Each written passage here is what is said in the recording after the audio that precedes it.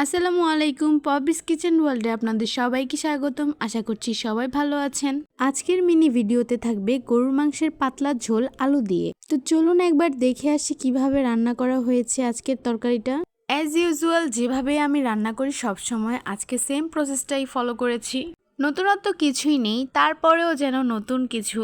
যাই হোক, কথা বলতে বলতে আমি এখানে মাংসের সাথে সব মশলাগুলো একে একে দিয়ে দিলাম। তা আপনারা দেখতেই পাচ্ছেন বেসিক সব মশলা। নর্মালি রান্না করতে যেসব মশলা লাগে ওগুলোই দিয়েছি, বাড়তি কিছুই দেইনি। আপনারা তো দেখেই বুঝতে পেরেছেন। এভাবে বেসিক কিছু মশলা দিয়ে ছিমছাম করে রান্না করলে খুবই ভালো লাগে আমার কাছে। সাথে আলু থাকলে তো আর কিছুই লাগে না। আপনাদের সাথে কথা বলতে বলতে আমার মাংস আমি সুন্দর করে কষিয়ে নিয়েছি। এবার আমি ঝোলের পানি দিব। যেহেতু গরুর মাংসের পাতলা ঝোল রান্না করব, সাথে আলু দিয়েছি, তাই একটু বেশি ঝোল রাখবো। আমার কাছে মনে হয় ভুনার থেকে এভাবে গরুর মাংস রান্না করলে বেশি মজা লাগে। আর গরুর মাংসের সাথে ছিল আমার ফেভারিট ভুনা খিচুড়ি। কথা বলতে বলতে আমার রান্না একবার রেডি। দেখেন কতটুকু ঝোল রেখেছি, দেখেই তো বুঝতে পারছেন। সাথে আলু ছিল। সবাই জানাবেন কেমন হয়েছে। সবাইকে আল্লাহ হাফেজ।